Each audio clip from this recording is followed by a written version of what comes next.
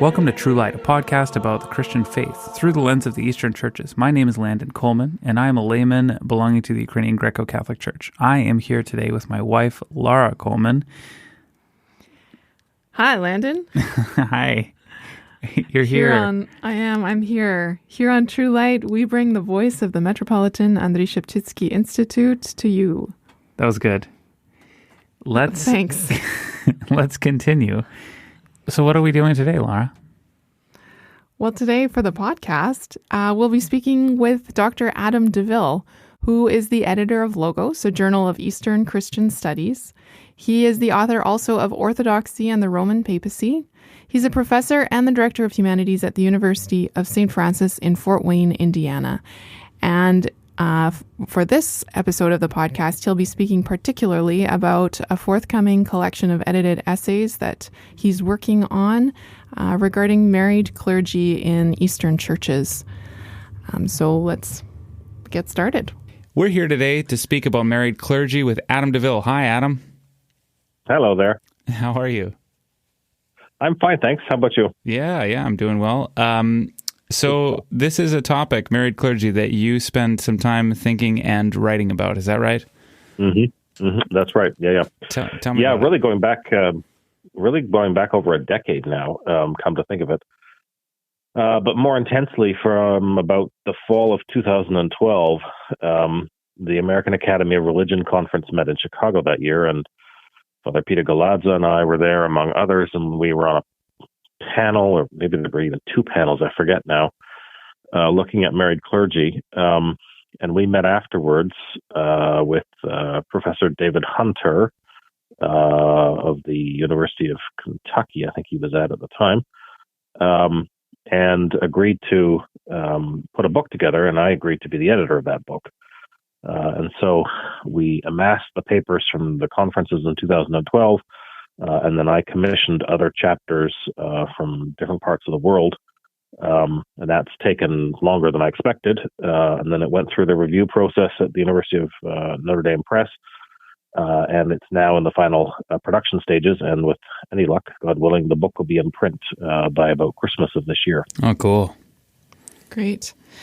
Could you talk a little bit about the approach that the book takes to this topic? Obviously, there's contributions from academics. Is it primarily an academic work, or how does the book treat the topic?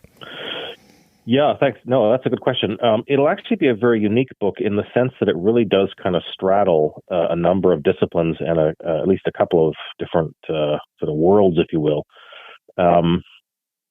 So it's got, your typical high-level academic articles in there. I mean, again, Professor David Hunter, among others, writing about the history of celibacy in the 4th century and dealing with that rather controversial problem. But I wanted it to be a book that was not just history and not just academic. So we've got the book divided into a number of sections, and you've got essays in the historical section. We've got a couple of contributions from canon lawyers, including a young Ukrainian Catholic canon lawyer in Toronto, Father Alexander Leszczuk.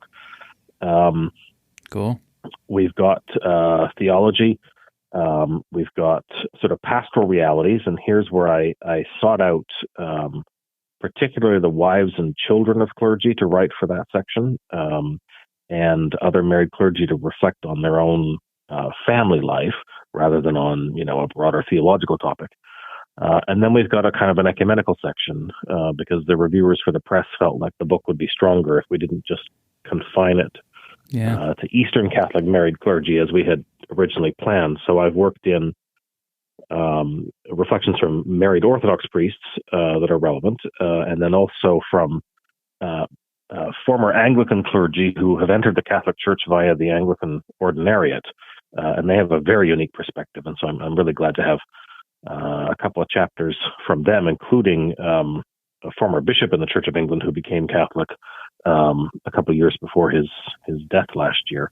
Okay. So it tries to be a book that, as I say, sort of merges the pastoral with the academic, the historical with the theological, the canonical, and the ecumenical. So there's, if you'll forgive the expression, there's kind of something in there for everybody. That's great. Just quickly, this sort of fight that's happening right now is happening on a bunch of different fronts, and I'm pleased to hear that sort of practical realities chapter is in there, because it seems like there might be some people are misconstruing what that reality is like, that it's impossible or difficult. So I'm glad that you are not that you're at least confronting it. We'll talk about that more after. Yeah, no, it it really does need to be, I think, front and center, because I think there's a lot of false romanticism around both celibacy and married priesthood. By people who don't have experience of one or the other. And in the Western church, it tends to be, a lot of romanticism about married priesthood, and as though, the Pope could snap his fingers and all of a sudden, we have all these married clergy in the church, and the vocations shortage, so-called, would disappear and so on. And what I try to show in, excuse me, in there is that the life of a married priest in his family is a life of really tough sacrifice a lot of times, and people need to be aware of that, and not just assume that it's something really easy to handle. It demands a lot, not just of the man, but in some ways even more of his wife and his children. And if there are going to be changes eventually in the Western church, people need to be aware of that. Sure. Yeah, that's definitely those are some things that came out in our last podcast episode when I interviewed priests' wives about their lives and the lives that their families had, and the particular vocations of those families. And growing up, I grew up Roman Catholic, and am still connected with that world in many ways. And those were and continue to be arguments that I see being touted by kind of both sides of this debate about married clergy in the West, that, if we allow priests to marry, we'll finally have an answer for the vocations crisis. So many men will then be wanting to become priests because it's celibacy that's holding them back. And then on the other side of things, the argument against married clergy, being that celibate men can devote their whole lives, their whole selves to serving the church, serving her people. All of his time, all of his energy, all of his finances even can be devoted to service. What kinds of things does the East have to say to that? What kinds of experiences can you cite as being answers to those sweeping claims? Yeah, I think it's it's really important to look at those questions because they're certainly out there. It drives me nuts, to be frank, when people say, "Well, the married priest is somehow divided, and he doesn't have time, and he's got a double focus." Now, my response to that is always to say, "Well, are his family a bunch of unbaptized pagans going to hell? Because in serving them, presuming they're Christians, he is serving the church, right? In serving the domestic church, he is ipso facto serving the church. So there's no division of focus, and there's no diminution of energy. Yeah, and we've all been in those communities where families are sort of driving the community, right? Yeah, leading. And so, in serving the one, he is serving the other. The other thing to keep in mind is, I've never forgotten the homily of, some friends of ours, their wedding mass, Harold and Rebecca Visser in Ottawa in 1997. They'd gotten married in the Ukrainian Catholic Church in Edmonton, and then there was a nuptial mass in Ottawa for their friends there. I was invited to that, and the priest there, one of the companions of the cross priests, I forget who it was, but gave a homily in which I thought, this is one of the only homilies I've ever heard in which a priest really understands celibacy.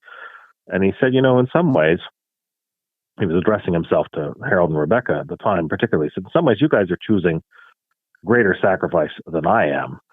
He said, because as parents, you're on call all the time, He said, I, come back from the parish council meeting at, 8:00 at night. I can turn my phone off and pour myself a drink and, fall asleep in front of the TV watching the football game.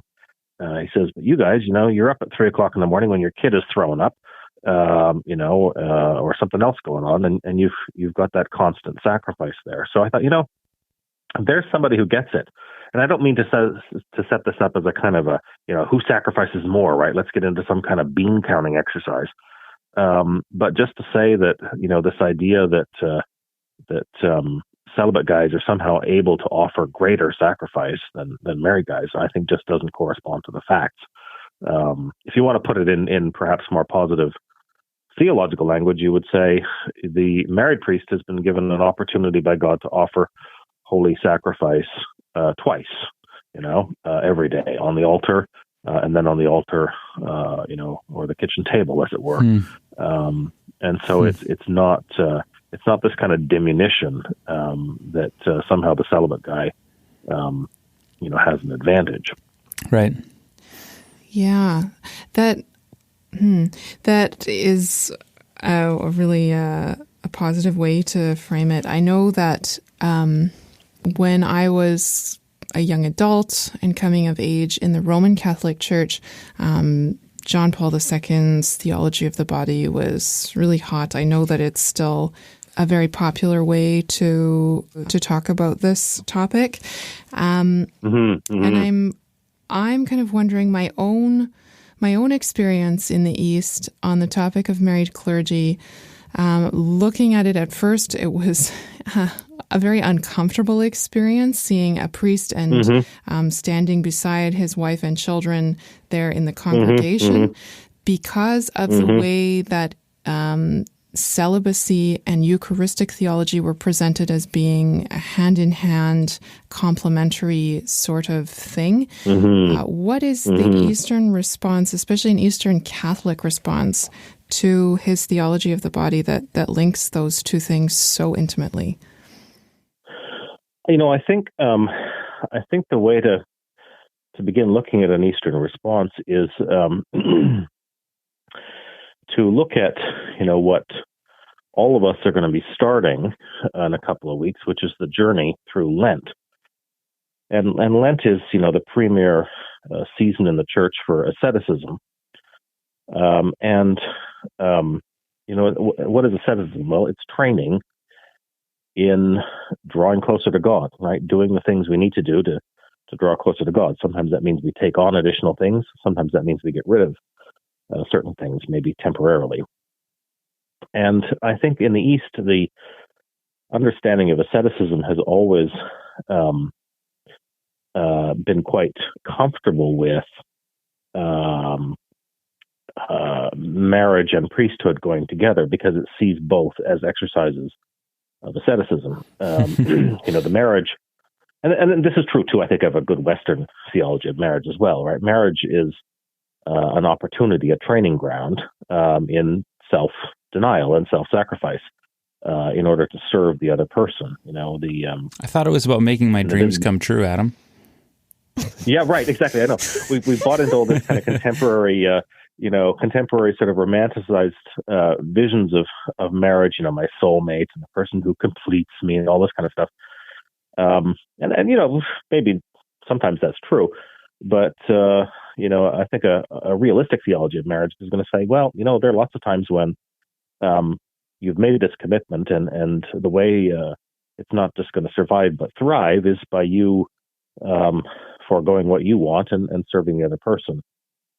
Paul Evdokimov, the great Orthodox theologian, in his book, The Sacrament of Love on Marriage, talks about, the crowns of the couple refer to martyrdom, which they do, the crowns that are worn in the Byzantine marriage ceremony. And so, we don't see that in the East, we don't see that asceticism is something that only monastics do, right, or celibates do. We see it as something that everybody does, and so there's self-denial there that the married guy does just as much as the celibate guy does, but in different ways. And so there's not this kind of, the East doesn't have this kind of, how to put it, this kind of stratification, if you will, of vocations.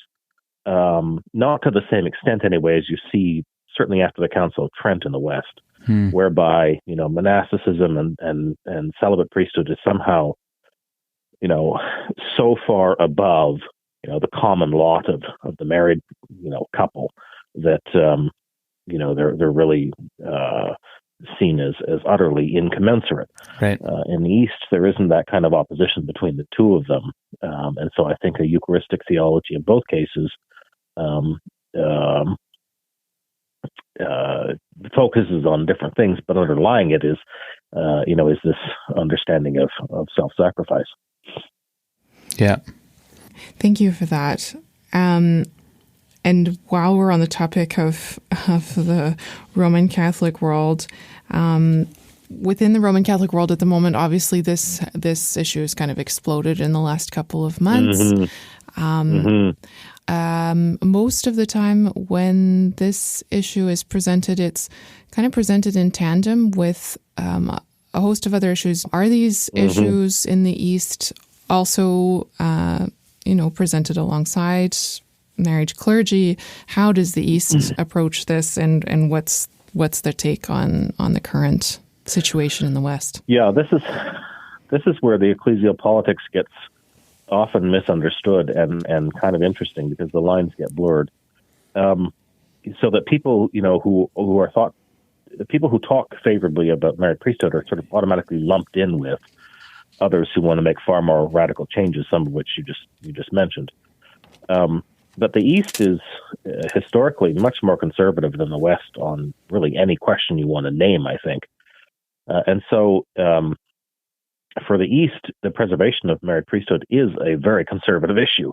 It's not some liberal avant-garde sort of, let's change it up this week to be, hip with the times.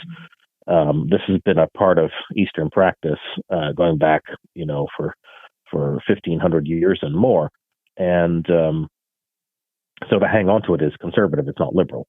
And in the eyes of Eastern Christians, both Catholic and Orthodox, this issue has really nothing to do with any of the other issues that you mentioned. So that that's a kind of a political alignment peculiar to sort of late Western Christianity in the last 30 years, let's say, that,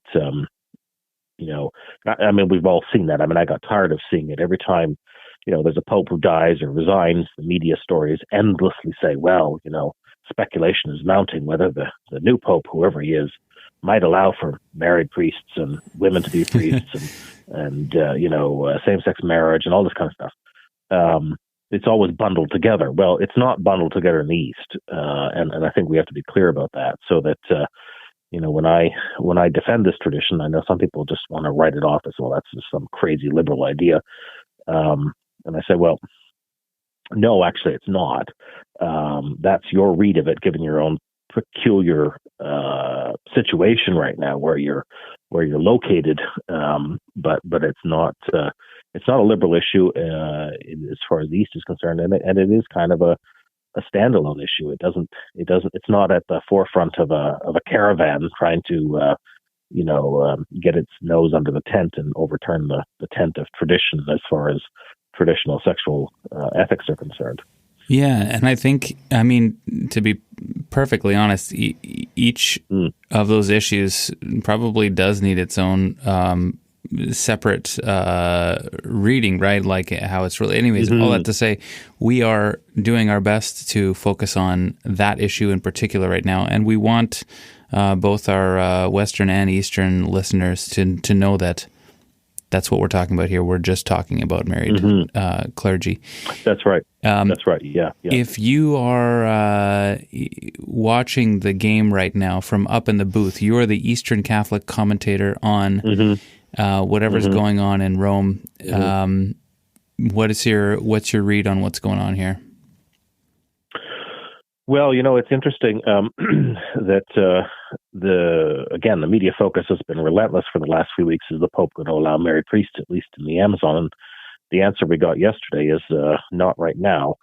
And I was interviewed by the Washington Post earlier this week for a good long while, and I said, I think people underestimate the conservatism of Pope Francis. I said, I don't really think there's going to be a major change. I said, at most, if there's going to be anything, it's going to be probably fairly tightly restricted. Well, we didn't get anything at all in the document that was released by the Pope after the Amazon Synod. That doesn't mean he hasn't got something else in mind. Pope Francis, more than really any pope of the last couple of centuries, at least, I would say, has an intimate familiarity with married clergy. His time in Argentina overlapped with significant Ukrainian Catholic presence there, and so he was in regular contact with married Eastern Catholic clergy. He also made a significant, although very under-noticed, change in 2014, which one of the chapters in the book goes into, overturning a rule that Rome had put in place in 1929, which said that if you want to have Eastern Catholic clergy in North America, that's fine, but they all have to be celibate. And so finally in 2014, Pope Francis just kind of scrapped that rule and said, well, these guys can be ordained, Ukrainian Catholic clergy can be ordained in Ukraine and they're married, there's no problem. But if they want to be ordained in North America, because that's where they live, they can't. So the Pope said, that's just silly. And he got rid of that rule. So, there could be those kinds of small tinkerings around the edges. But he has repeatedly indicated he's not open to a radical departure from the Latin tradition. Oh. Well, that's not what his critics are saying. I'm just joking. No. They've been, it's kind of disgusting, quite frankly, to watch the people piling on, flaying him for things that were talked about, not decided. In the end, I think a lot of them had to sort of eat some crow, and I confess to a little bit of schadenfreude in watching that. Right. Yeah. That's a nice feeling for you. And now for the bad feeling. If you were an Orthodox commentator on whatever's going on here, tell me about that. Well, the Orthodox watch what happens to Eastern Catholics first and foremost. The late Ukrainian Orthodox Bishop of Chicago, Archbishop Vsevolod, used to say, we keep a close eye on how Rome treats the Eastern Catholics because we know that could be us one day in that position. So I think the fact that the Pope has made it easier for Eastern Catholics to be ordained in North America has got to count as a positive thing in Orthodox eyes. The fact that he's not made a major change in the Latin Church, I haven't seen or heard, because it's only 24 hours or so, but I haven't seen or heard a lot of major Orthodox reaction there. So I don't know. I think, most Orthodox tend to regard Rome with, I think, a quite justly skeptical eye in a lot of ways. I think they're waiting to see if there are other changes that might be made by this pope or by another one. I don't know that this issue for most Orthodox is a major issue. I think the Orthodox who are serious about unity with Rome would say, look, if we can keep this tradition, we're not going to require the West to necessarily adopt our tradition, and we expect the same courtesy in return. So there'll be kind of a live, let live policy. Most Orthodox are more concerned about other issues, including, papal power and things like that. This question, I think, today anyway, unlike in past centuries, this question seems to have calmed down, and it's not, I don't think, a major flashpoint. Oh, thank God. In terms of Eastern Catholics, though, who are already and currently in communion with Rome, I feel like this current debate surrounding the Amazon Synod and all of the speculation, and then the book that's being released by Cardinal Sarah has kind of maybe uncovered some of the feelings that a lot of Roman Catholics, or ideas that Roman Catholics hold regarding married clergy. What is your reaction as an Eastern Catholic commentator on this particular issue regarding even our own communion with Rome. Mm-hmm. I've been really shocked and disgusted, quite frankly, because this is no longer in the hands of some, on the lips of some. This is no longer a tradition they're willing to accept as, well, that's what the East does. We're not going to do it in the West. They've moved from that kind of, tolerance to an active denigration of married clergy in ways that I think are profoundly injurious, not just to the feelings of Eastern Catholics, but to the whole question of church unity. Yeah. And so you get, Cardinal Sarah, among others, and then lots of his boosters on social media that I've been following. Sarah, in the run-up to the French edition of his book, which I was in Brussels a couple of weeks ago, and I picked up a copy in a French bookstore there. And in the run-up to that, he gave some interviews in the French press. In Le Figaro, for example, he talked about, married clergy as being a wound to the priesthood. Oh dear. As this, and went on in other terms like that, even more derogatory. I thought this is a new development and not a good one. We know people aren't in favor of this in the West, some of them anyway, but they've been grudgingly willing to tolerate it. But now we've moved beyond tolerance into active denigration, that's really upsetting and totally unnecessary. In fact, I think what's happening, and other people have suggested this as well, is that Sarah is undercutting what he wants to defend, and I don't know if he's fully aware of that. It's the kind of the person who goes too far in trying to defend something, and you move from a kind of a legitimate criticism almost into a caricature or a grotesque. Your sketch takes on these sort of lurid aspects now, and you've gone from defending something to demonizing something. Sure. And I just don't understand why. I don't totally understand why that is. The psychoanalyst in me is pretty strongly suspicious that kind of denigration is a cipher for other issues in the church today. In other words, I think it's a kind of a displacement of anxiety from other areas into this one question, and people are fighting like mad on this one question because I think they feel falsely that if we somehow change on this, then it's just chaos, right? Après moi le déluge kind of thing, and I think that's really unfortunate because people do hear and see what's being said, and that is the kind of thing that really wounds people. Yeah. There was a Melkite priest from Syria or Lebanon I saw on Twitter last week responding to one of these claims by Cardinal Sarah, saying, "So, Eminence, am I?" And he's a Catholic, right? He's a Melkite Greek Catholic. Am I a wound to the church? Should I resign my priesthood? Should I divorce my family? This kind of stuff. So people are really being hurt by this. Yeah. This really, really appalling language. Yeah, pretty tragic and difficult to think about. You yourself are a subdeacon in the Ukrainian Catholic Church. You have some personal experience with married clergy. Can you talk about your own interactions with clergy and their families and how they've played a role in your life? Yeah, absolutely. I count a lot of married clergy among friends and huge admiration for them. In seeing the lives they lead and recognizing that it really is in some ways a family vocation, and that it demands a lot of the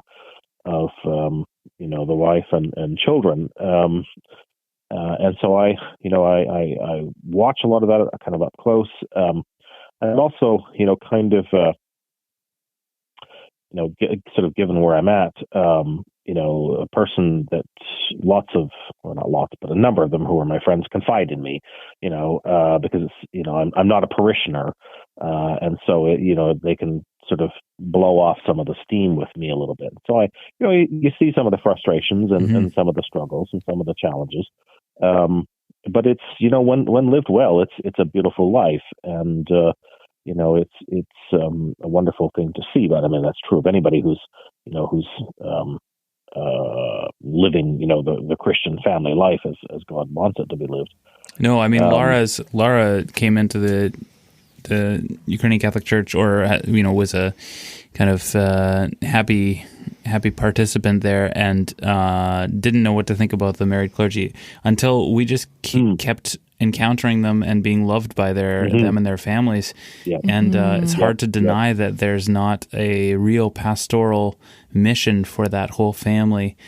Absolutely. And that the fatherhood is strengthened rather than diminished by his actually being a father, Mm-hmm. Yeah.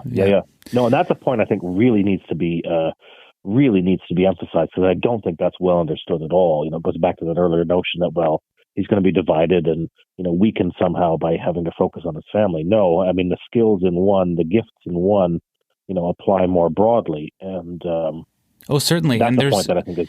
Yeah, and we've all met kind of bad priests. Talking about Roman Catholic priests or celibate priests, who I feel awful about my relationship with them, because I want them to be more fatherly, and they're not. And I'm calling them father, and they're not anything like a good father. So, I'm sure that's the case with married clergy as well. But certainly that experience has the potential to be really, really healing, I think, to meet married clergy that know what it means to love children and to love the people that they're meant to care for. Yes, absolutely. Yeah. Adam, what is your book going to be called? Do you have a title for it yet? Yeah, we've got, we're pretty much settled on Grace Upon Grace, Married Priesthood in the Catholic Church. Oh, interesting. Cool. Yeah, so that's, it might change a little bit at the end, but I've been back and forth with my editor, but that's where we're at as of, I guess, Tuesday. So, and that's being published by University of Notre Dame, is that right? That's right. Yeah, the University of Notre Dame Press here in Indiana is bringing that out, and hopefully, by Christmas or first of next year at the latest, it should be in print.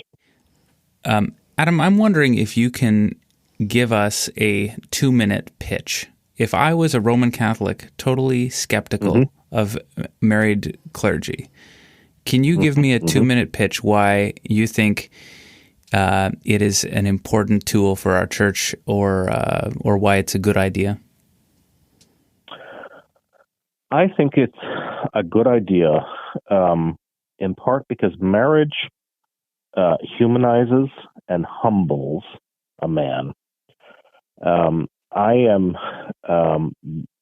more and more convinced that part of the problem in the church today, when it manifests itself in sex abuse, comes from men who've been pulled out of warm, intimate family relationships at a fairly young age, sent off to a seminary, and actively trained to avoid close human relationships. And I think in some ways that contributes to a psychology that allows me to objectify these children, or these seminarians or altar boys or whoever they are, not see them as human beings, but see them simply as objects for my own sexual gratification. I think, married men look into the eyes of their own children every day, and I think that in part makes it a lot harder to see children as simply objects for sexual pleasure. Now, of course, we know that married guys, commit abuse. I'm not unaware of that. But I think the major fault in the current system of training in the Western Church dehumanizes men and doesn't grant them the kind of intimacy that they need by forcing them to be celibate, from a very early age, especially if they start off at minor seminary and then they go to major seminary. And they're still in a lot of places actively told, you should have no so-called particular friendships, don't get too close to anybody. I think that's a major part of the crisis. And I think if you've got men who, as I say, have children and have wives, they can be a little more humanized, and it gets a little harder to just be so callous when you're confronted with child victims. Yeah, right. One of the really outrageous stories I read about a year and a half ago was a major report on the Archdiocese of Los Angeles. And you read the emails and the internal communications between, high-level vicar general and bishops there, just totally unconcerned about the fact that these children have had their lives destroyed. Oh, dear. And I thought, if you had kids of your own, it's not a fail-safe, but if you had kids of your own, I think you could be a little less callous and a little less cold in basically saying, how much of a check do we need to write to make these kids and their complaints go away? So I think in the midst of a crisis that's not going away anytime soon, marriage is not a panacea, but to have married guys, I think, is to have a more grounded and potentially more psychologically mature priesthood than you often get. I think, too, also, I just throw this in, a lot of these celibate guys really, really struggle. And it is with that isolation. And so I say, to be married is not just, it's good for you, it's good all around. Mm-hmm. I don't want to see you guys suffer, but I think unfortunately that's kind of how you've been trained, and I don't see that as necessarily healthy. That's where the East's, model of celibacy as a monastic practice is really important. If you want to be celibate, he says, yeah, of course celibacy is a great gift. We're not denying any of that. But you need to live it in community, Yes. To be this freelancer out there in the parish with nobody else around, is just asking for trouble. And so if you're going to live it in community. Mm-hmm. There you go. Well, thank you. That's a wise word, it sounds like to me. Okay. Cool. Can you quickly just talk about your own interests? You are a treasure for our church, and so tell us about what you do. Yeah, thanks. So it's kind of an interesting question at this point in my life that you're asking, because I'm a graduate of the Sheptytsky Institute. I did my doctorate there in 2008 in ecclesiology, and so I've been teaching here since 2007 in the theology department, and broadly on East-West relations, which was my first book on the papacy and the Orthodox churches. I had a sabbatical in 2018 and wrote a book on the sex abuse crisis, and looked at the problem of structures within the church that have perpetuated that crisis, and argued that we could borrow from some Orthodox structures that might introduce greater local accountability. And so that was my second book. Cool. And then since then, I've really kind of shifted focus in my interests. I'm going to keep teaching and writing and so on in theology, but I'm kind of getting back to an earlier path in my life from the 90s that I set aside for a while, and I'm undergoing clinical training right now with a view eventually to practicing psychotherapy and working particularly with complex trauma.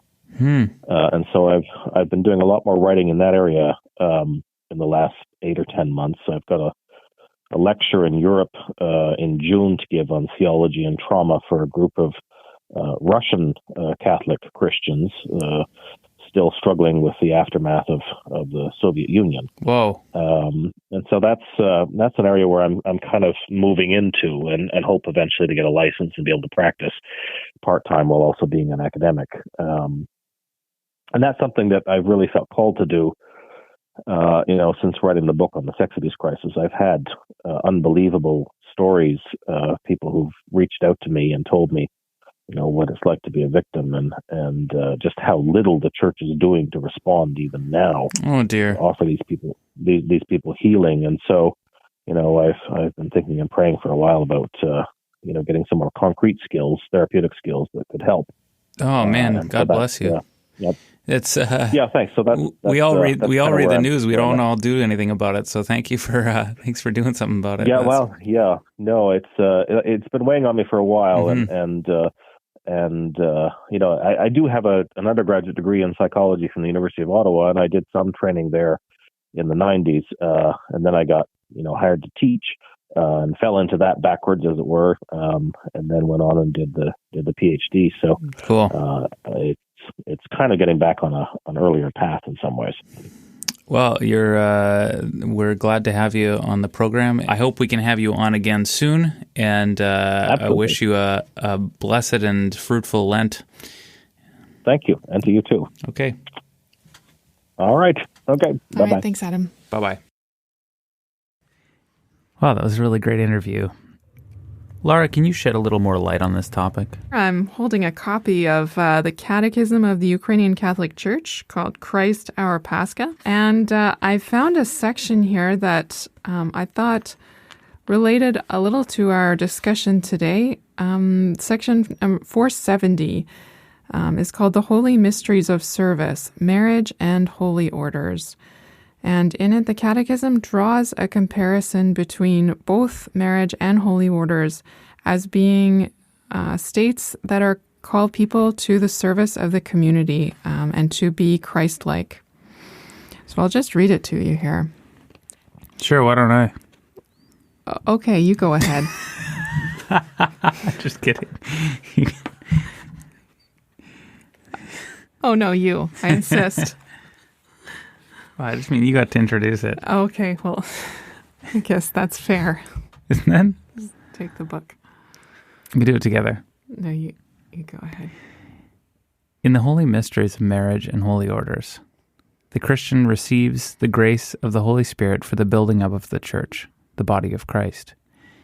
In the holy mystery of marriage, the church blesses a man and woman called by Christ to create a domestic church, a Christian family.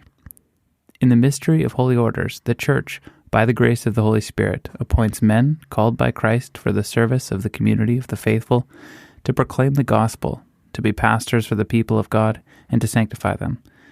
The perfect model of service both in matrimony and in holy orders is Christ, who came not to be served, but to serve, and to give his life as a ransom for many. Good choice, Lara. Oh, thanks. Good reading, Landon. Thanks, everyone, for joining us on this episode of True Light.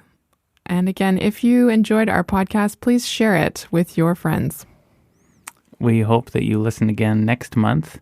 Please pray for the Institute and catch up with us online at sheptytsky.ca or on the Facebook or Twitter. In particular, I urge you to check out our YouTube channel, youtube.com/Sheptytsky Institute. There's a new video up of the book launch that just happened in January here. It was for Strangers in a Strange Church, New Faces of Ukrainian Catholicism in Canada. The book is about a bunch of people that have been received into the Ukrainian Catholic Church who are not ethnically Ukrainian. I was on the panel for this event. It was very interesting. So please check it out. I'm going to send you off with a recording from the Valam Brotherhood Choir once again. And they are singing the Kontakion for the Sunday of the Publican and Pharisee. Here's the translation. Let us flee the proud speaking of the Pharisee and learn the humility of the publican. And with groaning let us cry unto the Savior, be merciful to us, for thou alone art ready to forgive.